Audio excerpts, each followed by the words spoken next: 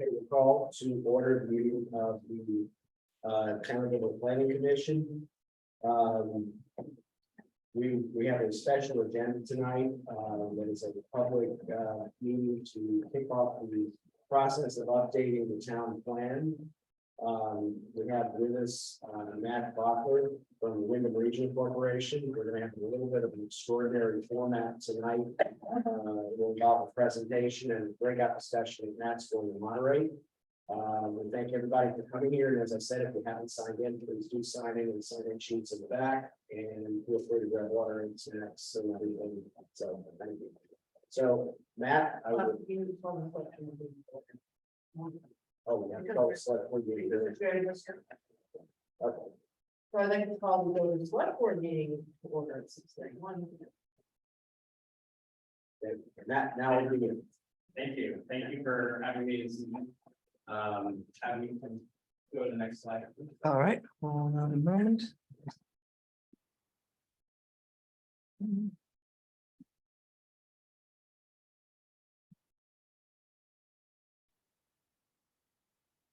Okay, so.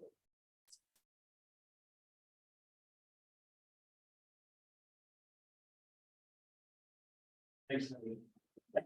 So just to kind of go over what we're going to cover this evening. So first, let's give a brief introduction. I'm going to talk a little bit about what the town plan is and the planning process.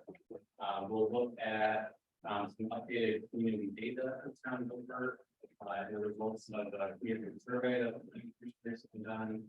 And then, as Patrick mentioned, we'll have some small discussions to give people a chance to markups and math over here. So I'm going to do a brief presentation, but I want you all to have a chance to provide feedback, and then I report back as a learning group after that, and then just talk about next steps in the planning process. So just by way of introduction, so my name is Matt Bachler. I work for the Windham Regional Commission.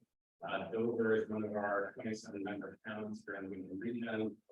We have sister towns that help provide local effective governance. And then we also work on regional issues that affect all of our member towns. The town of Dover received a municipal planning grant from the state to help it with its town plan update process. So we're working with the Dover Planning Commission to help them through the plan update process. So you can go to the next slide, Abby. So first I'm going to talk a little bit about what the town plan is and the process we go through the town plan. Next slide. So what is a town plan? This is a brief definition for a town plan. It's a document that defines a community's vision for its future and provides guidance for achieving those goals for public investments and other actions that the town can take. So it's a visionary document, it's aspirational, it's talking about where this town would like to go. And I think back on the slide. Sorry. And so these are excerpts from the current Dover town plan, which was run several years ago now, but these are an example kind of visionary illustrations that were done when that version of the town plan was completed. And again, the more aspiration of what people would like to see in the community. And then if you can go to the next slide. So why do we plan? Why do we engage in the planning process? So developing a plan empowers communities to figure out what change they're dealing with, what change they're expecting to be able to, and how they want to respond to that change. So it's a reflection of their goals and priorities that they as a community have. So, we look at what has changed in recent years, what things going to change, and how does the town want to respond to it? How can the town respond to it? Limited things the town can do to respond to change.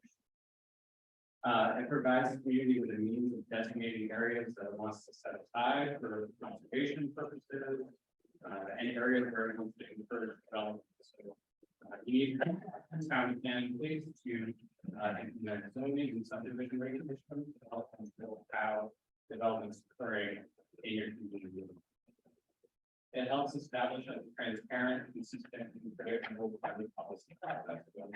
The town plan must document that in addition to informing zoning regulations, help inform other local ordinances and policies, select board, or other boards may adopt. So it gives people an understanding of where this town is looking to go in terms of public policy that is.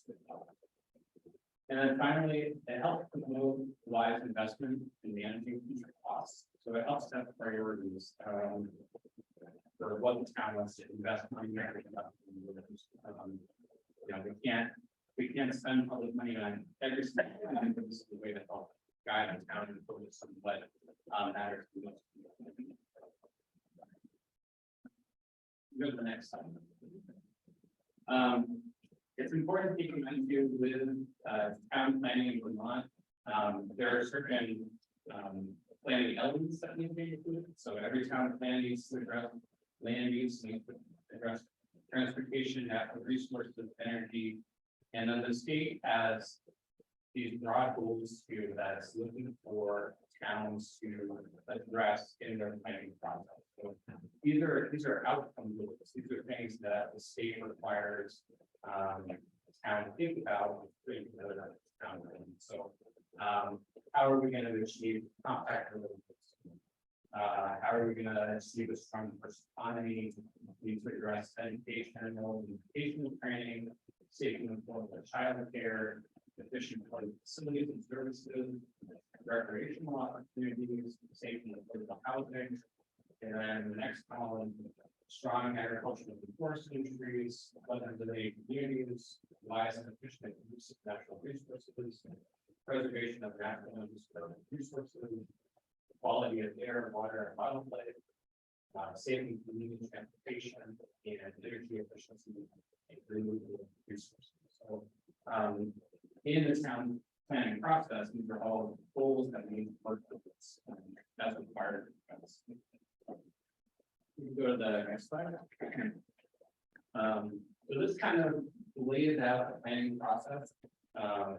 Town planning is an ongoing process. Town plans expire every 8 years. So the Dover Town Plan will be expiring in May in 2024.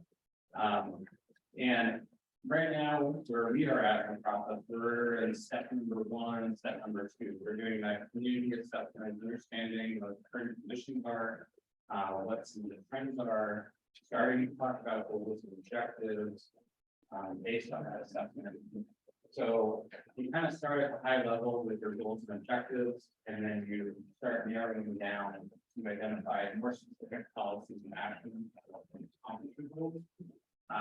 And then you need to come up with a program to implement plans. What steps are we going to take to get to where we and then step 5 is actually adopting the plan. And then it comes to implementation. So we've gone through this planning process. We've identified goals and priorities. So how do we put the plan into action?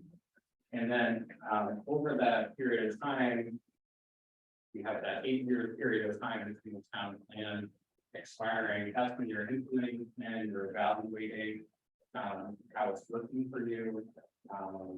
If you're moving forward and progressing with that implementation. And then you start over at step 1. So you're part of this process at the end of that 8-year planning process to evaluate the plan.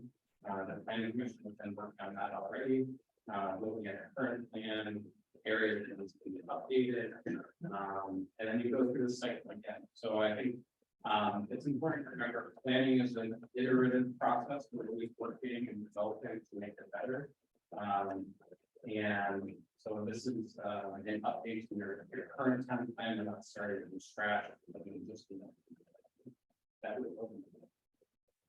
Next slide.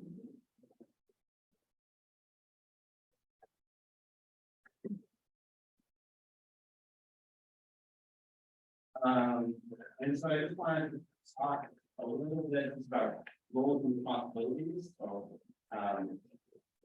the Dover Planning Commission is responsible for preparing and updating the plan. They solicit public input at meetings like this to get feedback from the community. Once the plan is completed, the planning commission holds a public hearing, and then they submit their plan to the select board. And then the select board reviews the plan and they make changes to the plan. They also hold public hearings. And then it's the select board that adopts the plan. And the select board and the planning commission really take the lead and implement land use regulations and the policy.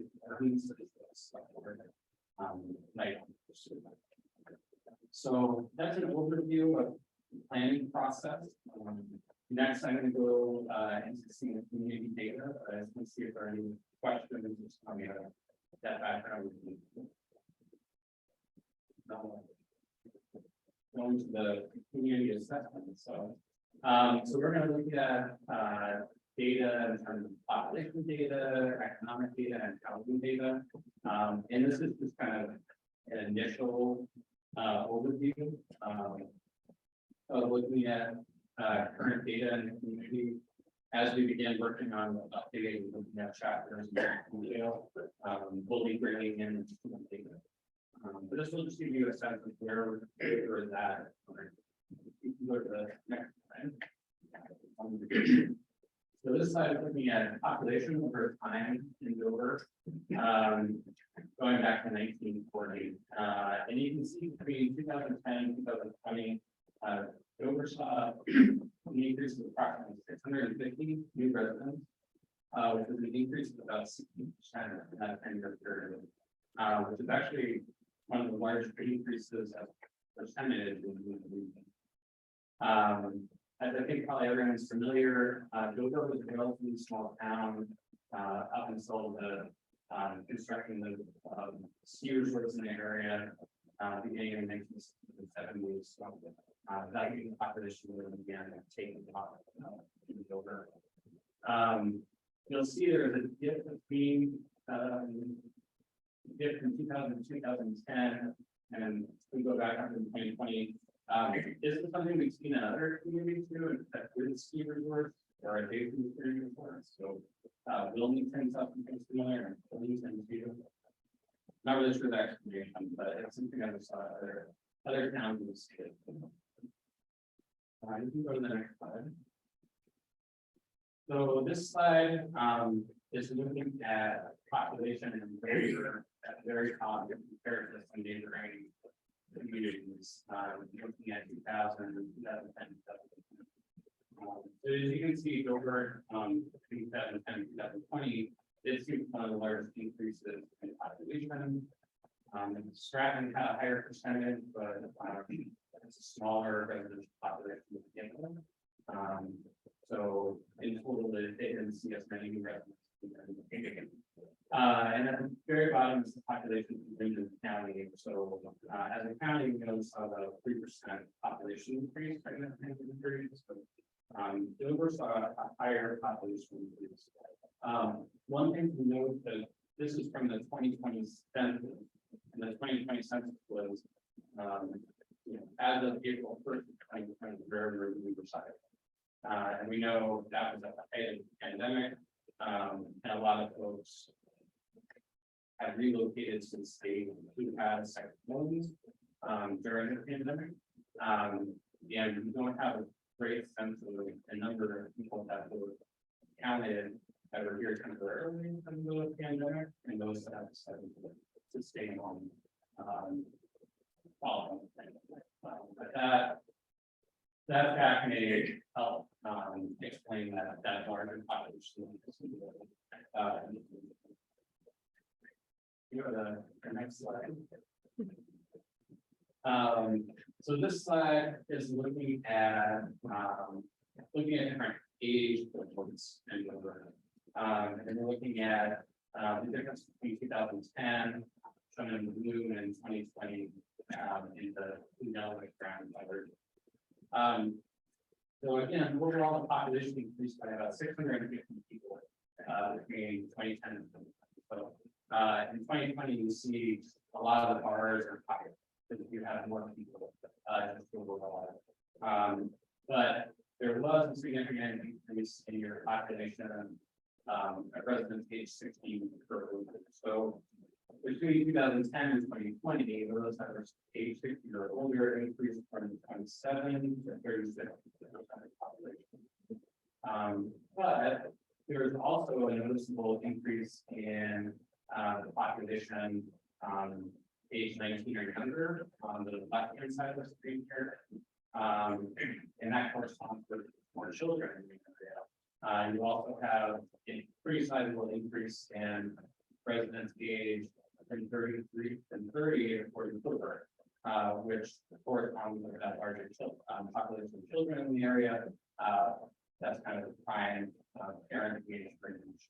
So the Dover population is getting older, but at least at 2020, we also had a larger number of children under the age of 19 and more families.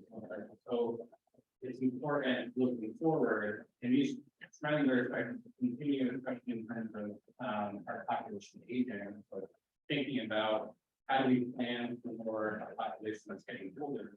But I think there's a narrative that Windham County, Vermont is getting older, we can lose sight of the fact that there are families and young children too. So I think we need to plan for both of those age groups for our population that's getting older, but also families.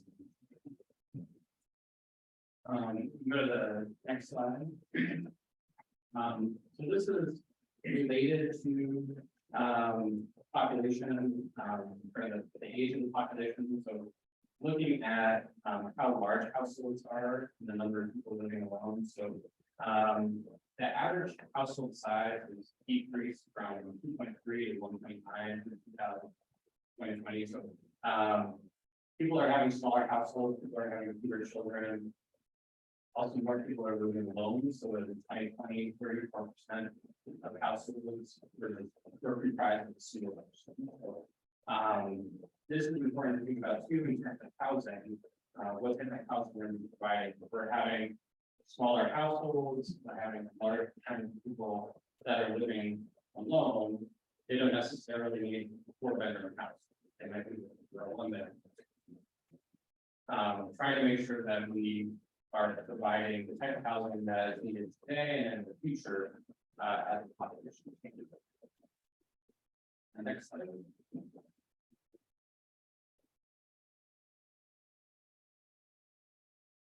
Sorry, hang on a second. Oh, there we go. Oops, So I think they're back. hang on. Okay. There we go. And finally, just looking at race and ethnicity in town. Dover is still predominantly white, 92% of the population, but it is becoming more diverse. So in 2010, it was about 96% white. So the percentage of non-white residents is increasing, and that's another thing to be aware of. And going forward. Next slide. So the next two slides, we're going to look at the local economy. So this is looking at what industries residents work in. Not surprisingly, just given the tourism economy in Dover, the largest employers in terms of where residents are working is arts, entertainment, recreation, and accommodation. So that's 108 residents approximately as of 2020 are working in that industry. But you also see between 2010 and 2020, there was an increase in folks working in finance, returns, real estate, rental, and leasing. So that increased from 44 residents to 102 residents in that 10-year period. And especially when it comes to finance, that may be a result of more folks working remotely and being able to do that type of work from Dover, their employer maybe will be down.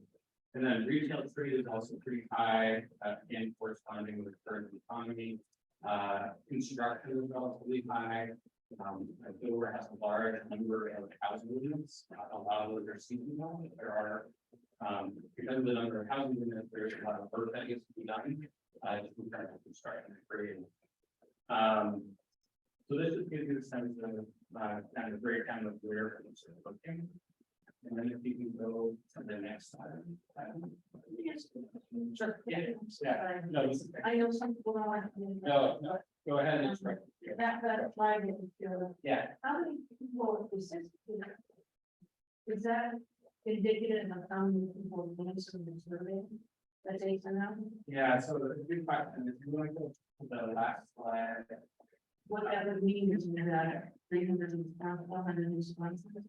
So this data is from the American Community Survey, which is, yeah, run by the Census Bureau, but it's. Not something, the American Community Survey, it's a 5-year average, and they're just surveying a small number of residents each year. So it's not 100% accurate. But it's generally pretty reflective. So this is not any. Don't get them. Yeah.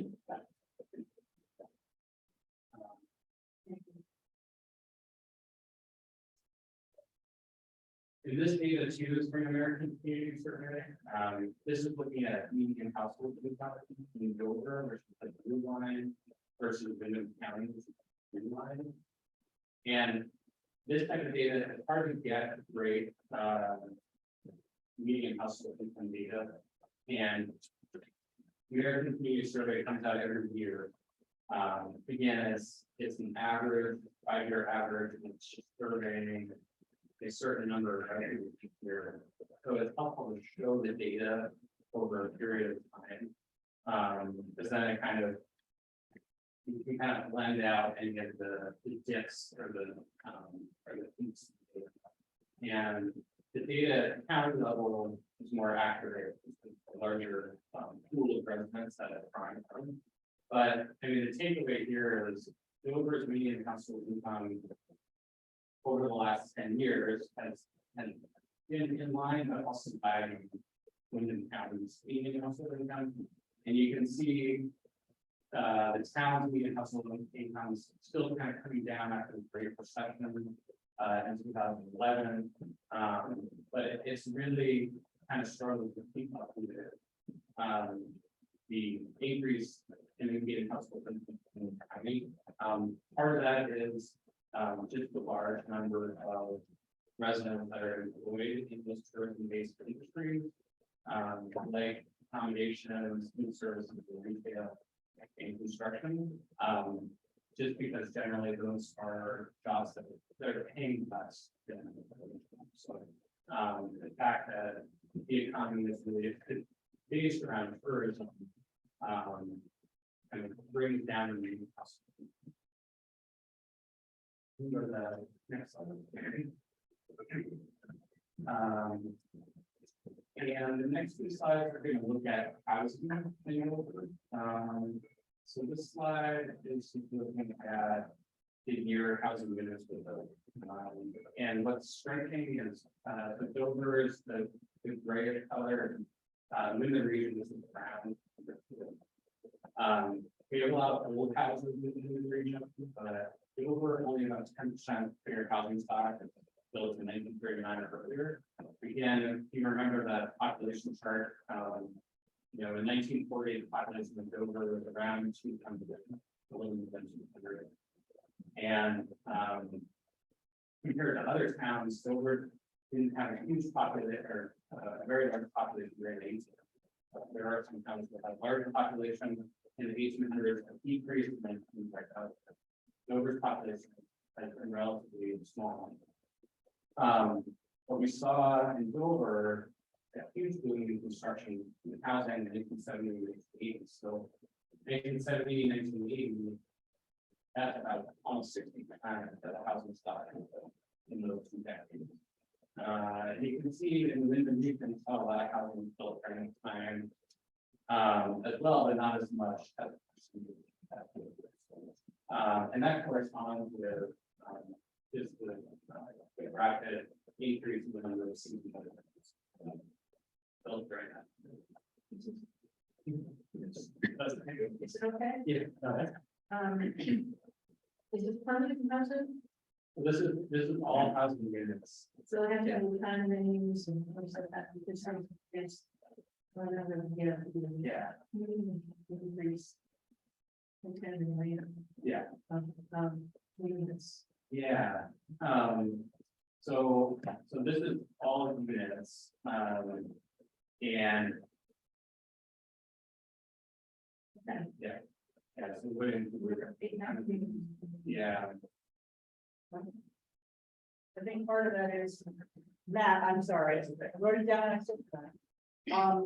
Since this is the percentage of our housing, that huge boom in 89. Yeah. So then those numbers after it, a smaller percentage could be a large number. Small rate. yeah.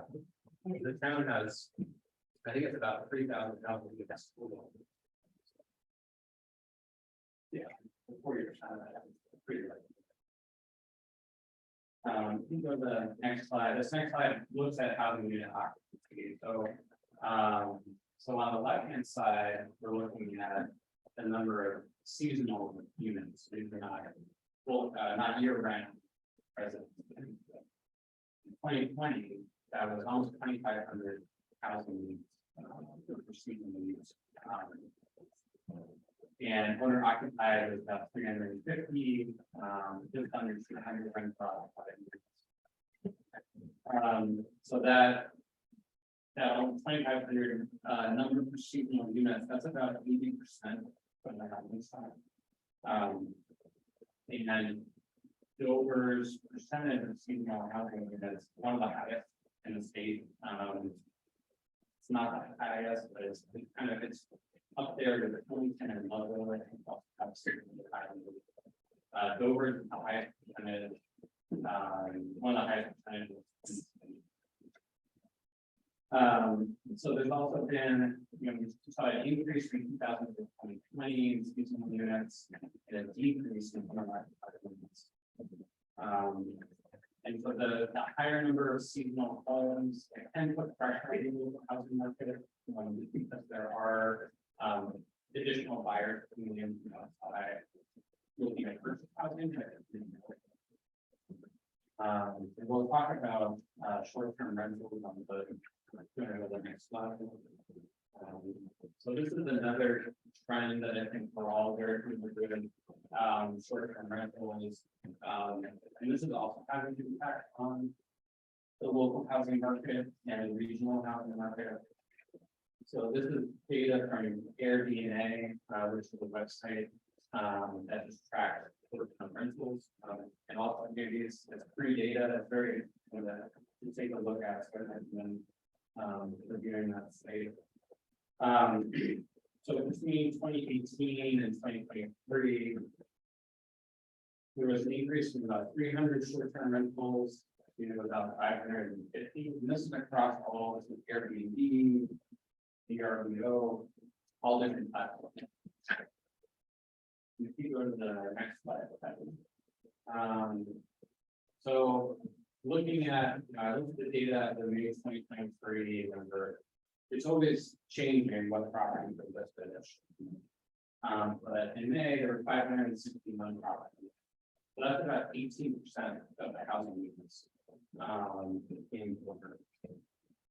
I think it's important to note too, with short-term rentals, it varies where short-term rentals are located. So 550 were invested. So the website Airbnb shows you where, and they are really clustered around. So the vast majority are invested over. There are only 11 units listed for this plan. I think too, it's important to look at the number of days short-term rentals are available per year. So I think the pie chart on the left is showing a breakdown, and it's only slightly more than half of those units are available for more than 180 days. So the other half are available less than 180 days. So that could be a homeowner who's there most of the time and is renting out for short periods of time. And maybe someone who has an accessory dwelling unit that doesn't want to have Airbnb listing all year round, for a few weekends during the year. And then it's also interesting to look at the size of short-term rentals. So, one of the big concerns with short-term rentals is are people renting out housing unit for short-term rental that otherwise would be long-term. Is that taking away a rental unit from a resident that's looking for a place to live? So there are a large number, looking at the size, and there are a large number of units that are studio 1-bedroom, 2-bedroom units, which generally for someone that's looking for a rental, generally they're looking for a 1 or 2 bedroom, 3 bedroom. But a lot of the short-term rentals are also in larger homes, 4 or 5 bedrooms. That's, I can't do the math in my head, but the 4-bedroom is in brown triangle, and 5-bedroom is in gray triangle. So it's slightly less than half. Those are larger homes in the community and even more second homes that are being rented out as short-term for people that aren't using their something. I think it's important to kind of look at the data, and this is as we go through the town plan process, short-term rentals is stuff I'm going to be looking at very closely in my housing. Because there are strategies with what towns can do to help address the short-term rental issue. But also recognizing that short-term rentals are creating an impact on the housing market, but they're also providing accommodations for people that are visiting. So we're also benefits for tourism. So the balance. You go to the next slide. So I think we're all aware of this. Just the increase in competition for housing, the lack of inventory has really driven up our housing prices. The blue line is Windham County and the pink line is Dover. And you'll see more spikes than data for Dover just because there are a smaller number of transactions that happen each year. But you can see the trend in Dover is similar to Windham County. It's really increased significantly, especially in 2020 onwards. Between 2015 and 2020, coming out of the Great Recession, we saw significant housing costs. So what does this mean for our housing affordability? So currently as of 2021, the median price of a non-vacation home in Dover went to $350,000. And then the town has a median household income of about $46,000. So the price to income ratio is 7.7. The state has an affordability limit of 3.6. So for a house to be affordable for someone making the median household income in Dover, that house would need to be priced at about $170,000. So you can see there's a significant gap between what homes are selling for in Dover and what the median cost is. As of 2021, roughly 50% of homeowners were having to pay at least 30% of their income towards housing costs. And that's kind of federal, at the federal level, that's the cutoff that's used in terms of affordability. People shouldn't be spending more than 30% of their income towards housing costs. And then about 20% of renters also pay more than 30% of it. Go to the next slide. So I'll quickly go over the community survey results, and then we'll take a break and give people a chance to look at some maps and have some discussion. We can go to the next slide. So the planning commission recently completed the community survey, and this is kind of helping inform the kind of big process. There's a lot of useful data in there. I know this town has this full survey results up on their website. I think it's on the planning commission's website. And I'm not going to go through all the results, but I just talked about a lot of data. I just don't want to go on too long. So I just pulled out some of the more interesting more interesting data, so.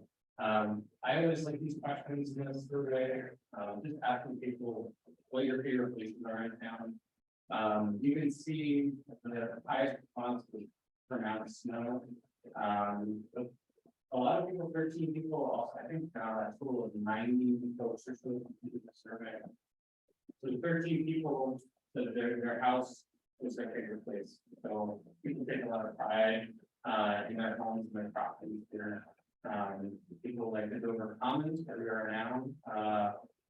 Also the Route 100 certain restaurants, and then there's a lot of appreciation for the town forest, walking trails, outdoor spaces, scenic views of the town.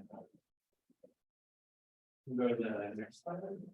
And then this is related, it's asking what people's favorite activities are in their town.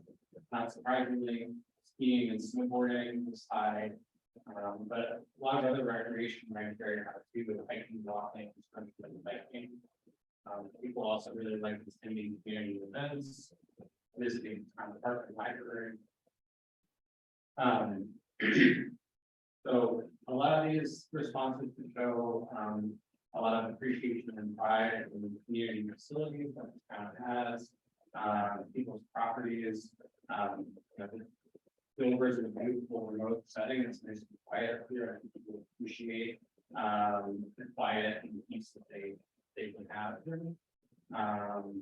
But then there's also a lot of appreciation for the recreational.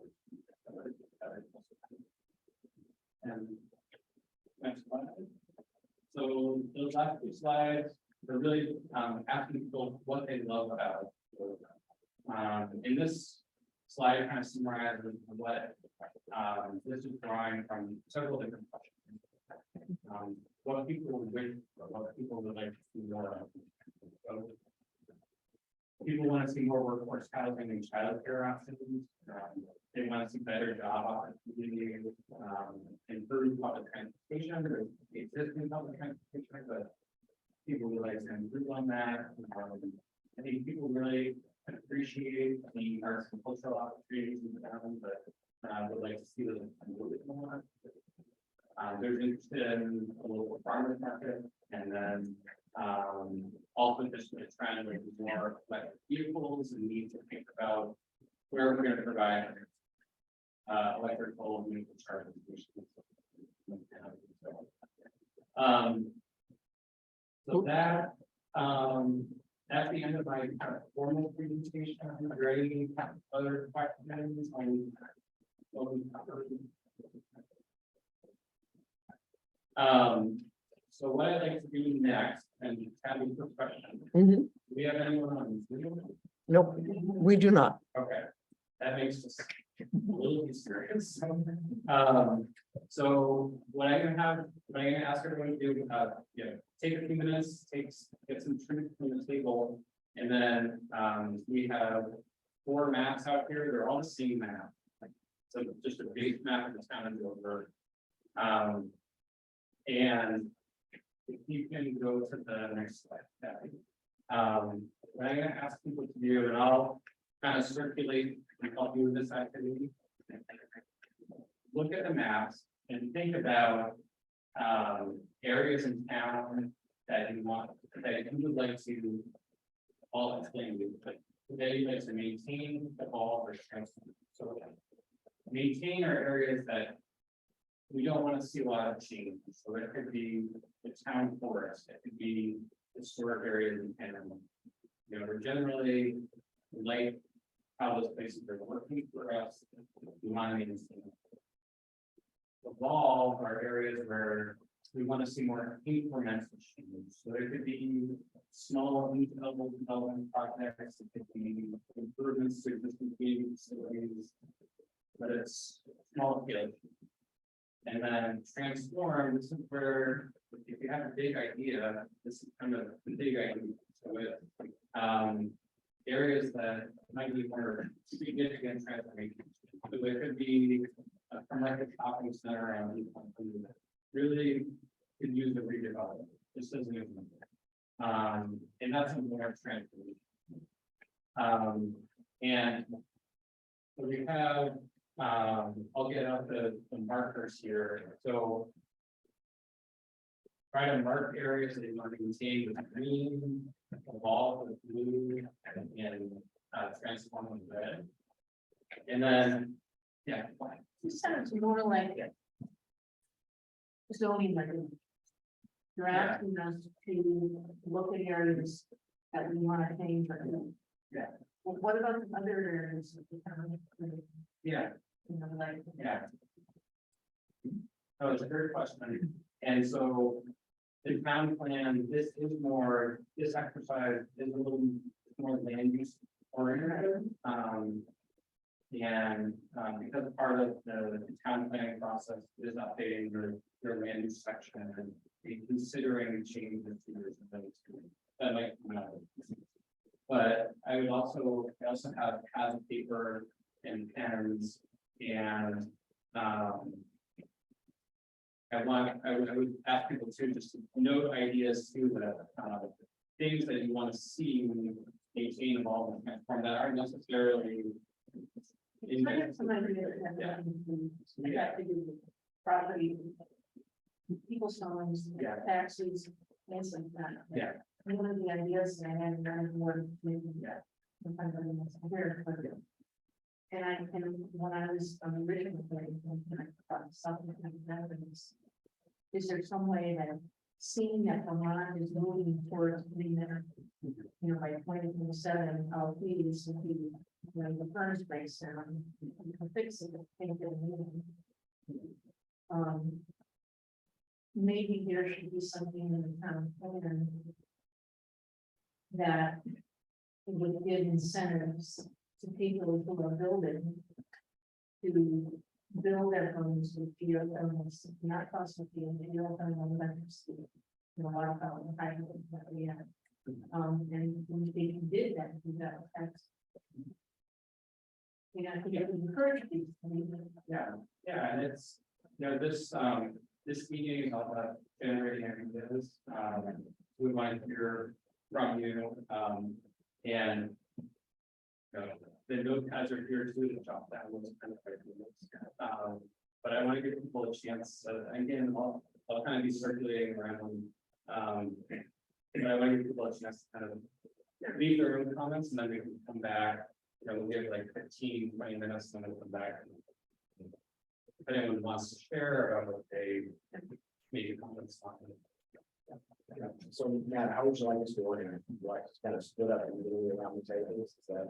Yeah, so I'm trying to think here. You want us to split up first and then everybody else? Well, what we could do, yeah, so I guess the question, to all the planning commission and select board members, we would love to get your comments to, you know, provide us comments.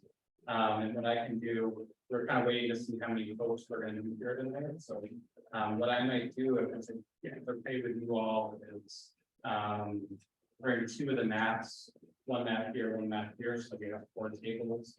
And then I think if we can kind of split up, you know, generally, you know, have similar size groups and just kind of talking to themselves.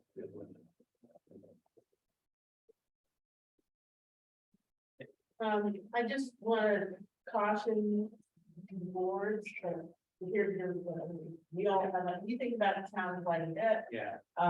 Listen to everybody and try to really take your public input and see a good opportunity to do that versus. Yeah. Yeah, and that's easy for us to do. Yeah. So, Yeah.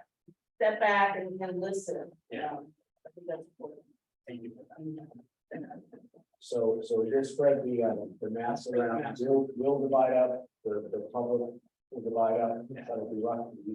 Yeah. Anybody who wants water, cookies, snacks, cookies, whatever, they're all back there. Yeah. And then, as a reminder for everyone who came in, or didn't hear me say this, if you haven't signed in yet, please sign in. So we have your information back again. It's shared.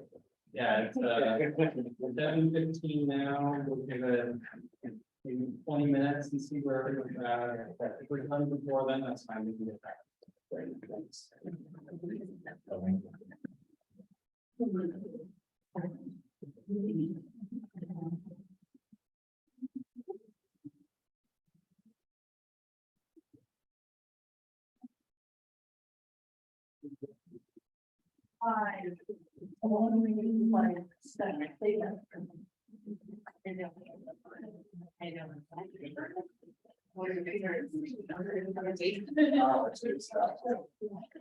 Oh.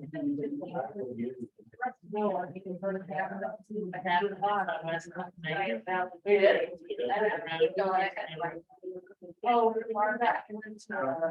Graduating party down. Yeah.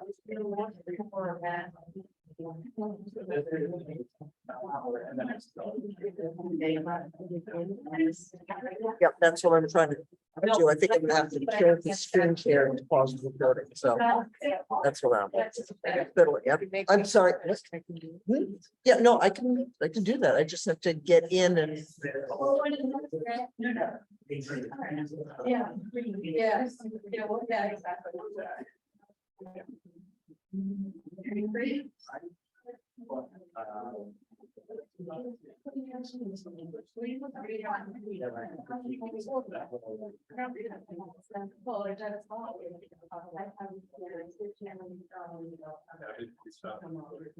I'm doing that. If everybody can get.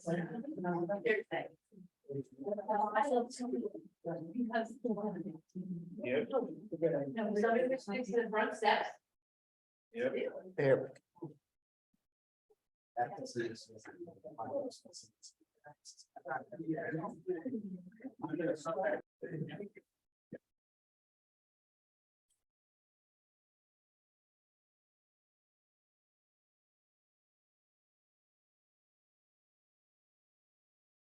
We're recording. You can just go forward. Yeah. Oh, sorry. Whoops. So just before we wrap up, that was a great discussion. I had a chance to walk around and hear what people were talking about. We're almost at the end of our time, but I'm curious if anyone wants to volunteer for each of these categories. Big idea any group had about when it comes to maintaining. I heard a lot about people appreciating town forests, forest park services, want to maintain those areas, maintain scenic views.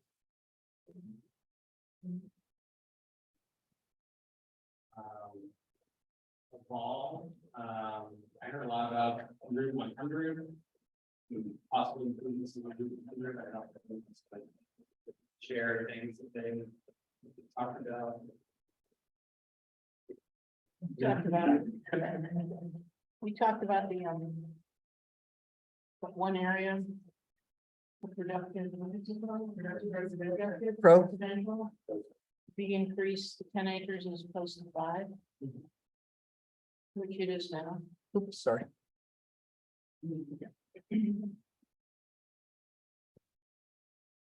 I was just thinking about the evolve. I think it's very easy to get into the mindset that any change and automatically is more businesses and more commercial. And I think evolve and transform also, in my mind anyway, also applies to how do we envision the space being different than what it is now. And it could be more recreational facilities or more like building better like bike paths or walking areas, creating, things, but things that are not necessarily commercial. Yeah, and that's important to remember too, is yeah, when we talk about evolving transform, it doesn't necessarily mean it's towns to develop or to bring in more business. We both evolve and transform. It could be an area that you're seeking to conserve. You're facing development pressure in this certain area. Be really kind of concerned about that and try to protect it. That could be an evolvement transform step. This is the area we actually want to look at the zoning and get it right, or we want to try to get conservation people to place something like that to try to cover that. Yeah, I think it's important to remember with evolving transform the development I think whether you call it evolve or transform, we were talking about linking different parts of say Route 100. So that it was seamless throughout town. Via sidewalks and such like that. And I know we would have a even more interesting idea that we take that out to Canada Road to Nelson. So that's kind of another really like moving a path or moving parts in to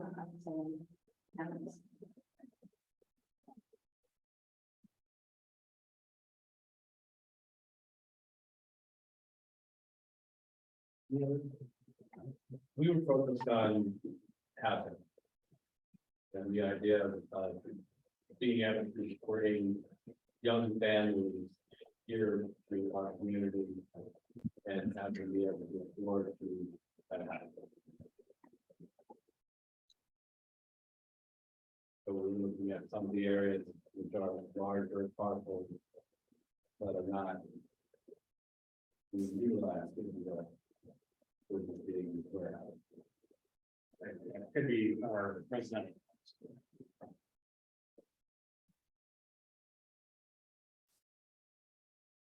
Great, thank you for that feedback. I'm going to be collecting all the maps and taking up minutes based on the feedback we provided on the maps tonight on the package as well.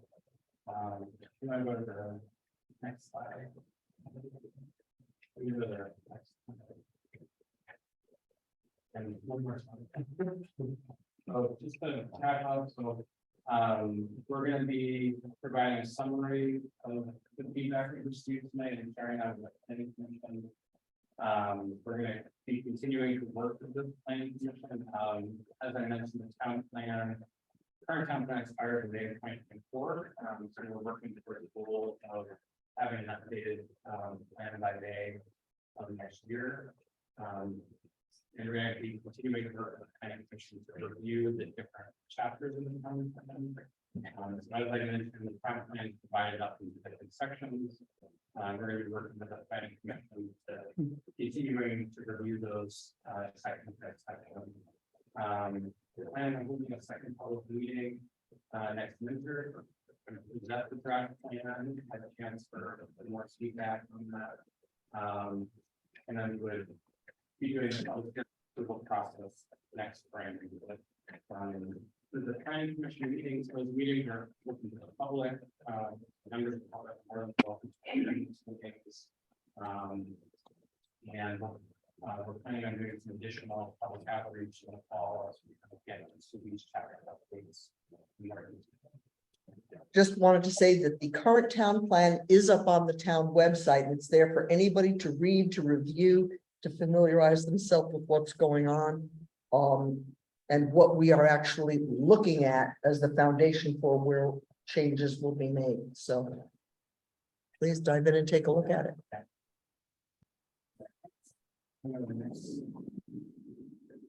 Have my contact information there. You can always go to our website too, and that contact info is up there. If you have any questions about what I have heard, I'm happy to share the slides. We also have them for the planning question. Oh, we have so many. And we can put the slides up on the town website under the planning commission section too, if anybody would like to go up and review it. Well, that's all I have. Thank you all for. No, I just one more thing I wanted to make sure was on the record. Part of the reason we engaged with you was because of your expertise. We're leaning on you for knowledge points that we don't have. None of us are engineers, none of us are professional and town planners. So anytime you have an idea where we've missed something, that's what we're going to. Yeah, no, definitely. And just so you're all aware, the main purpose of the meeting tonight is just to present an overview of what the town plan is, introduce myself, look at some of this data, and collect this initial public feedback. So this, along with the community survey results, helps give us a sense of what the concerns and issues are. So the next step is to be looking in more detail at the planning commission I'm gonna be providing a kind of recommendations. Based on what we've heard this evening, in the result. It's ultimately up to the planning commission and select board to decide how to move forward with the plan. That's our role, is providing recommendations based on our expertise.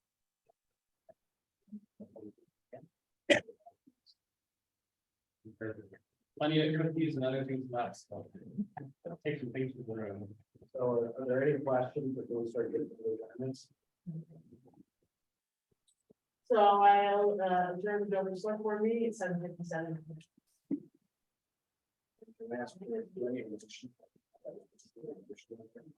We will adjourn the planning commission meeting at 7:58.